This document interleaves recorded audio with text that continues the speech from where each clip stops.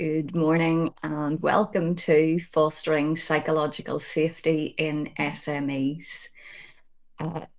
You're all very welcome this morning. There may still be a few people trying to log on and join us, so I'll just give you a few moments to do that. Michael's already started with the chat box, so as you're joining, please feel free to introduce yourself. I'd also love to hear why psychological safety might be of interest to you. For those of you who haven't used Crowdcast before, you'll see just down on the bottom right, there is the chat box. Underneath the slide, there's a button there to get in touch. So if you have some questions and you want to get in touch today, that will take you straight through to my website to get in touch with me. This webinar is currently live and we are recording. All Crowdcast webinars are recorded and available to watch on demand. So those of you that are also joining for the first time, now that you have joined and registered with Crowdcast, you will be able to go back and watch any of the recordings that I have made over the last number of years. So feel free to do so. Okay, so it seems like we're possibly a little bit shy in terms of getting introduced, so I will get started because there's quite a lot that I want to cover this morning in the next 30 minutes.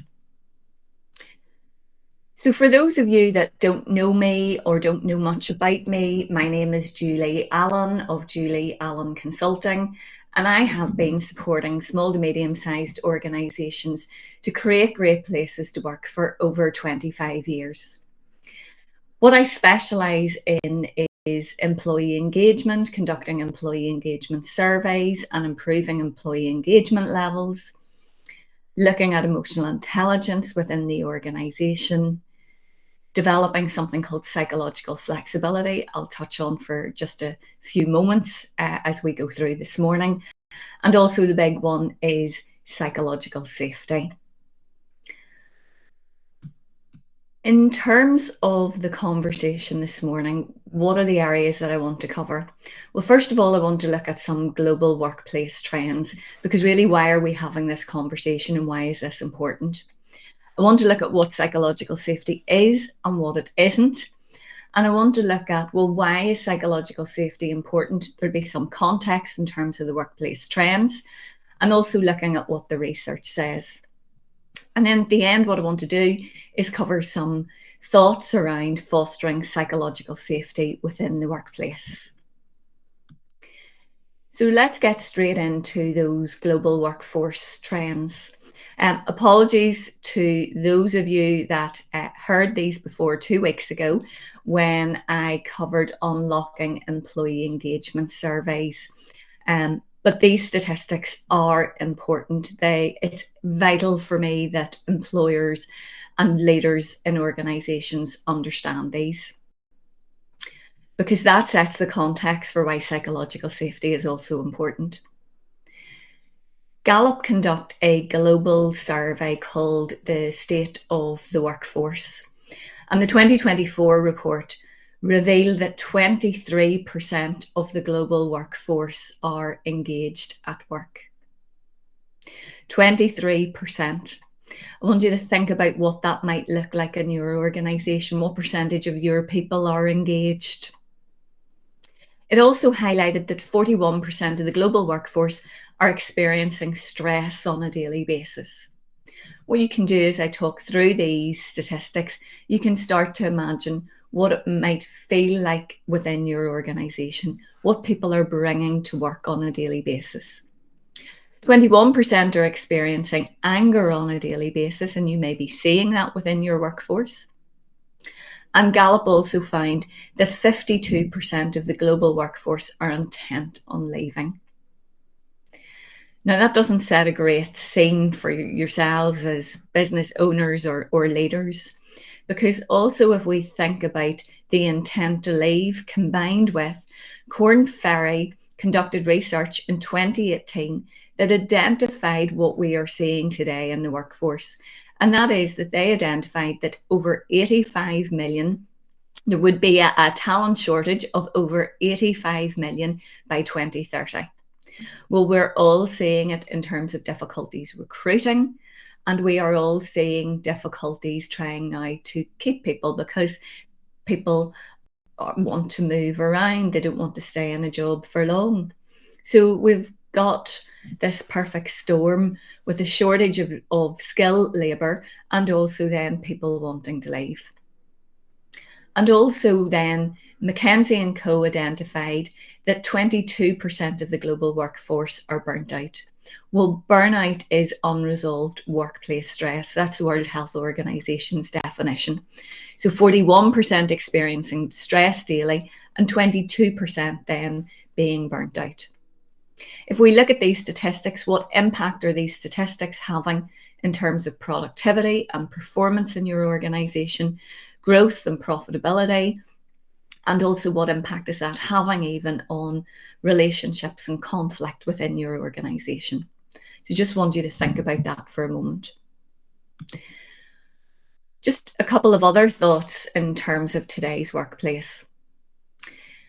Some research also suggested that 91% of first level leaders are confident that they have the trust of their team, but 85% of employees say they trust strangers more than their boss.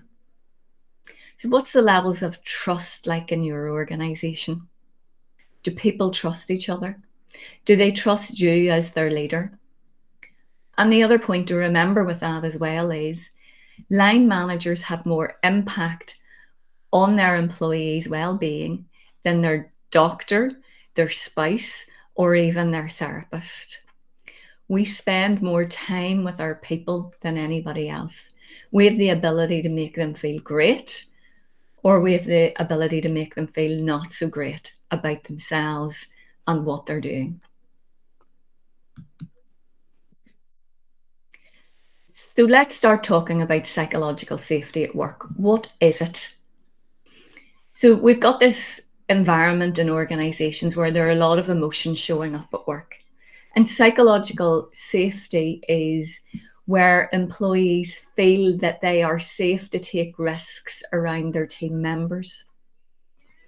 They feel confident that nobody will embarrass or punish anyone for admitting that they made a mistake or asking a question. Psychological safety is also a place where people are open to share new ideas, but actually one of the important things is that they are open to being themselves. They can come to work without wearing a mask, pretending to be somebody else, to fit in and to be comfortable. So this is about being comfortable in the workplace, to challenge, to raise ideas, to admit we made a mistake. And Amy Edmondson, a quote from her, is a climate in which people are comfortable expressing and being themselves. You might just be surprised how many of your people feel that they need to wear a mask to come to work. It's really quite common in terms of saying yes when they mean no, and coming to work necessarily not enjoying it but pretending they are. So good to get beneath the skin of what's really going on in your organization.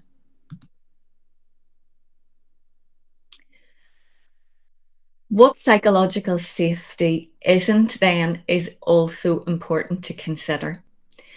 So psychological safety isn't about always being nice.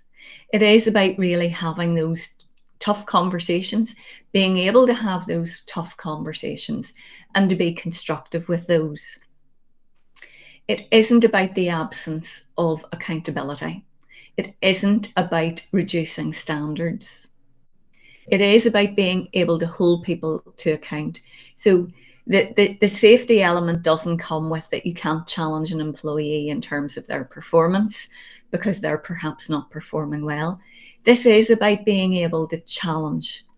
And the key thing for me is just the next point is it's about everybody being comfortable with the uncomfortable.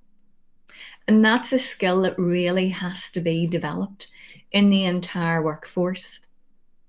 And that's where I hope you'll see as I talk through this in the short time that we spend together this morning, some things that you can do to start developing psychological safety within your own workplace.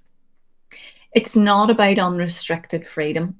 It's not about anything goes. You can say what you want. This is about being respectful and thoughtful and constructive. Psychologically safe workplaces really focus on the purpose of the organisation. What is the purpose of the organisation? And the focus of everybody is about how we go about doing that.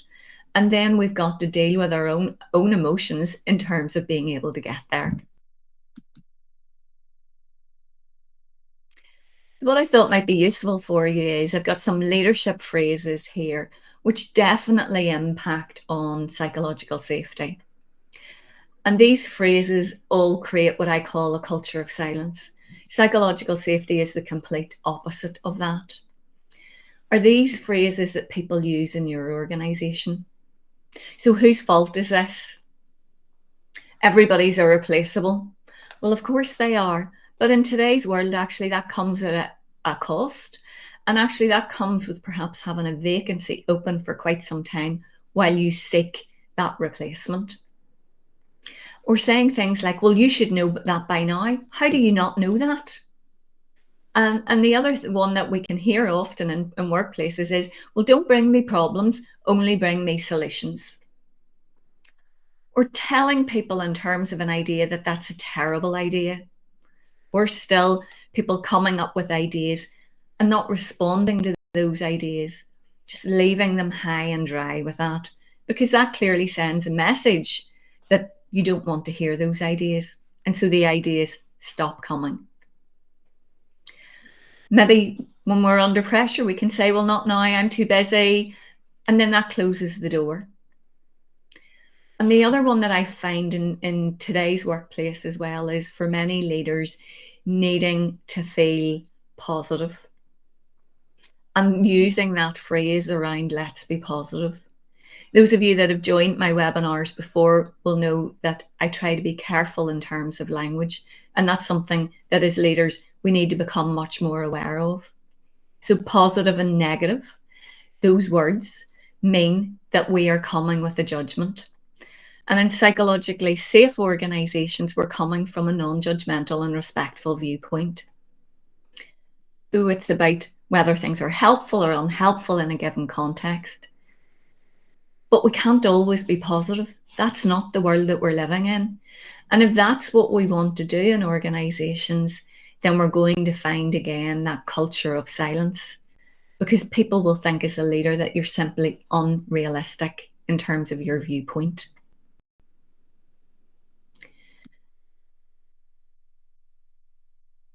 So why is psychological safety important? Why is it important that people can come to work to be themselves, to express themselves freely, to come up with ideas and suggestions, to challenge colleagues and to challenge leaders, and to look at new ways of doing things? Well, this is a world in which change is happening all around us. So innovation is key in organisations. If as organisations our goal is to grow, is to improve profitability, then we've got to become more effective and more efficient in terms of what we do. Therefore, we've got to look at innovation, and people are much more likely to come up with solutions, to experiment without the fear of failure. So free to make mistakes, eliminating the fear in organisations. How much fear is in your organisation? These are just reflective questions I'm asking you to think about this morning. Collaboration. In organisations that have got psychological safety, team members are really open to share ideas, to support each other, and create a stronger, more cohesive team. They're working together instead of against each other. There's less conflict showing up in those organisations. They can hear other people's views and opinions and reflect on those. And working together, they can come up with more effective solutions. Employee engagement, again, is a topic that I mentioned earlier. 23% of the global workforce are engaged at work. And so a psychologically safe environment is one where employees feel that their voices are heard and are valued. And that being the case, that improves satisfaction and commitment and loyalty. So one of the things that we all need in any relationship is to feel a sense of value. Valued in terms of the contribution that I make to the organization or to the team. And also then resilience and learning. Well, one of the things we need in all our organizations is to be more resilient. We need our people to be more resilient. We need our teams to be more resilient. We need the business organization to be more resilient. So when employees can admit mistakes and they can learn from those mistakes, then the organization is better off. Those organizations that have poor psychological safety can have pretty catastrophic events occurring. So if we look at some of what happens in the airline industry, those accidents that occur, quite often when we look back, there can be an element of psychological safety in there, where a junior pilot has been overruled by a more senior pilot without really listening to what they're saying. We can look at lots of examples through many industries. So there are many business benefits. And if you look at it, if you've got higher levels of innovation and collaboration and employee engagement and resilience and learning, well, that means that your organization as well is more likely to grow and you're going to be improving the bottom line. So there's a good reason to be thinking about, why do I want to start thinking about this and doing something about psychological safety? So let's look at what the research says. So Professor Amy Edmondson from, not any Edmondson, but Amy Edmondson, sorry about that. Professor Amy Edmondson from Harvard University was the one that introduced the concept of psychological safety in 1999. And through her research, she found that teams with higher psychological safety had higher rates of learning and problem solving and collaboration. She was looking at what constitutes good teams in the healthcare service. And she assumed that those teams that were more effective would have much lower rates of incidents and more near misses. And what she found is it was the complete opposite. People didn't hold back. They didn't hide the mistakes or the near misses. They shared those and they learned from those. And so she talks about this shared belief held by members of the team that they are safe for interpersonal risk-taking. She also found that psychological safe environments encourage employees to speak up, to share ideas, to learn from mistakes without fear of the negative consequences. It may not be the environment that you're creating that creates or that causes employees to hold back. I will encounter even many leaders who perhaps have lower levels of assertiveness or lower levels of self-esteem. And they'll often tell me that they've been to meetings and they've held back. They've held back for the fear, their own fear of voicing their own opinion and the fear of how other people might perceive what they have to say. And that means that very valuable insights are being missed. And so therefore, we've got to work with individuals as well as teams and the organization to create psychologically safe spaces. Some of the other things that the research says, some of you here may be aware of Google's Project Aristotle. So Google set out to find out what made a successful team at Google. And they came up with these 5 characteristics. You can see at the top of the list is psychological safety. So the team can take risks without feeling insecure or embarrassed. And these are the definitions that Google came up with in terms of these 5 areas. Dependability, the ability to count on each other to do high quality work on time. So again, what it isn't is about the absence of accountability.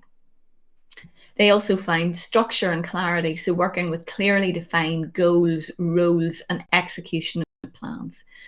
Real clarity about what it is they need to do, how they need to do it, and what they need to achieve.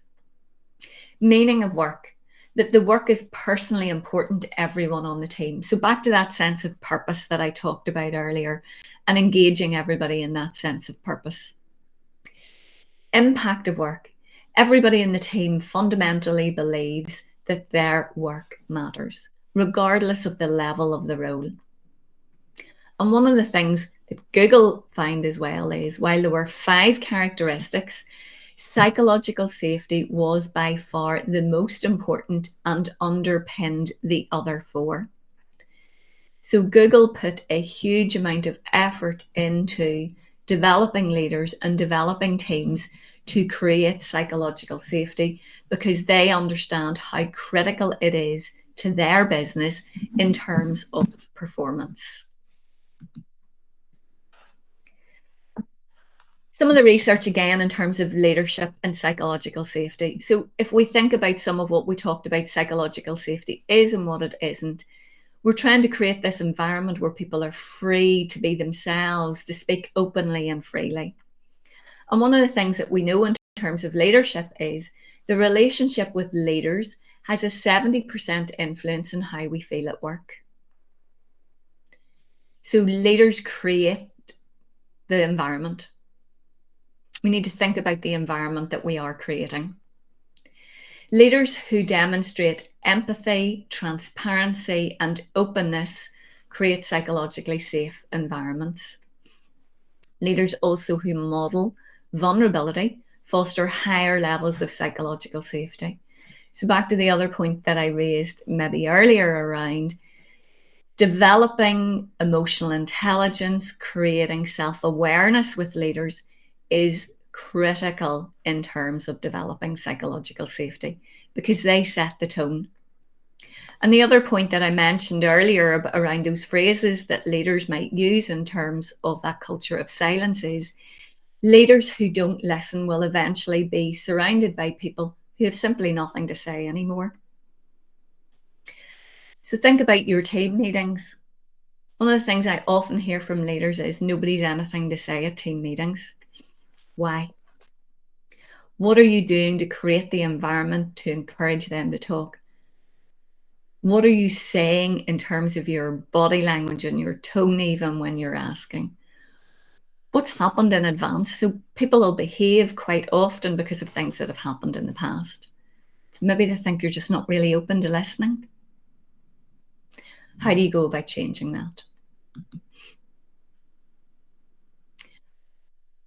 So if we move into some of the things that you could do in terms of measuring or improving psychological safety, one of the things that you could do is to measure psychological safety first. So where are we on the scale at the moment? So what you'll see here are 7 questions that Amy Edmondson would suggest that you ask in terms of measuring psychological safety. So if you make a mistake on this team, is it held against you? Members of this team are able to bring up problems and tough issues. People on this team accept others for being different. So we're into the diversity and inclusion area. It's safe to take risk on this team. It's easy to ask other members of this team for help. Are we supportive? No one on this team would deliberately act in a way that undermines my efforts. I'm working with members of this team. My unique skills and talents are valued and utilised. And what she suggests in terms of this survey is that you are asking this using the Likert scale on a strongly agree through to a strongly disagree. So there's one action perhaps that you can take from this. Also, here's some other thoughts in terms of fostering psychological safety. So creating psychological safety involves some really core practices. One is really encouraging open communication. So people can challenge, come up with new ideas, be more collaborative. So we need to show that all ideas are welcome and we respect different perspectives. Reward candor and curiosity. So candor is a key word that would be used in terms of psychological safety. Fostering an environment where questions and new ideas are valued. Modeling vulnerability. Leaders can set the tone by being open about their mistakes and learning from their experiences. Leaders need to be able to do that, to be comfortable again with the uncomfortable. Addressing issues respectfully. When mistakes happen, address them constructively to promote learning instead of blame. So, in psychologically safe places, you're promoting and creating a learning organization. So, what spaces do we have to enable that to happen? That we don't just brush those underneath the carpet, but there's a space to talk and to share those. And if you look at, okay, so core practices, open communication, rewarding candor and curiosity, modeling vulnerability, and addressing issues respectfully. What do we need to do to make that to happen? And one of the things that we need in organizations for open communication, for the candor, for the learning, for the vulnerability, is to develop something called psychological flexibility. And that is an individual's ability to behave in a way that brings satisfaction even when uncomfortable thoughts and feelings are showing up. Some of you may have heard me talk about this before. So we all respond in a way, generally on autopilot, to uncomfortable thoughts and feelings. Psychological flexibility is about creating a greater sense of self-awareness, noticing what matters, and being able to do what matters even in the presence of those unwanted thoughts, feelings, emotions, memories, sensations, and urges. And even in terms of psychological flexibility, not only is it beneficial in terms of psychological safety, but we know from research it's the single most important skill for your mental health and emotional well-being. It's crucial. It is an essential skill that needs to be developed. And we can develop psychological flexibility in leaders. Good place to start. But we also need to create that within the organization so that people are comfortable with the uncomfortable. They don't fear conflict. They don't fear challenge. And they don't fear the thought of their own voice when they're voicing those opinions. One way to get people to start talking in terms of psychological safety is to use this pro-social matrix. When I'm working with organizations, what I'll do is I'll help leaders, I'll teach leaders to become more psychologically flexible, and I'll teach leaders to use this tool. So just starting in the bottom left, we're talking about, well, as a team, what is our shared purpose? What's important to us? There are real important skills to being able to use this for it to be effective and for people to be open. So we're asking team members in the bottom right, what's important to them as the team. In the bottom left, what we're asking them to share is the unwanted stuff that shows up, the emotions and the thoughts, stress, feeling under pressure, feeling undervalued. Those are things as a leader that we want to hear. Asking the team then, what might we see, what might we hear within the team in terms of their response to that social unwanted stuff? How do they get relief from that? And they might talk about things like, going quiet, gossiping about colleagues, avoiding tasks. There are lots of automated behaviors. There are lots of things we see in organizations. The question's why. And then in the top right, it is, well, if we know what's important, what are the things as a team that we want to start to do? The behaviors, what would we see and what would we do that would help us to move closer towards our shared purpose and what's important? And this is a really great framework. People are often very surprised when we use it, how much comes out and how much value employees put on this. It's the first time that they've often felt really listened to. So we're just coming up to our last minute or so in terms of this 30-minute webinar. I'd love to hear from you even in the chat box about maybe even some of your key takeaways, but some ways in which I can help. So I can help you with either employee engagement surveys or measuring psychological safety.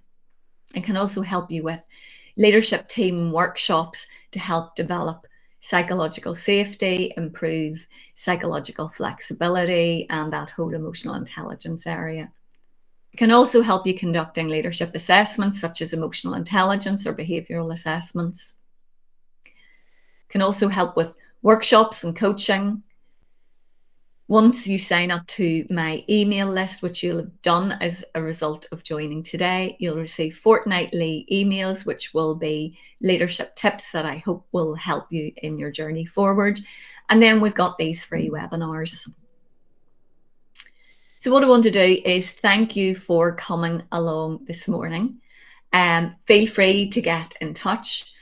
You'll see here, join me, even follow me on LinkedIn. Again, I will share some tips. You're already here on Crowdcast this morning, or feel free to visit my website in terms of any of those areas that I've talked about, particularly the resources section where you'll find many of my articles that I have written, or again, Crowdcast where you'll find the videos that I have done, the webinars over the last couple of years.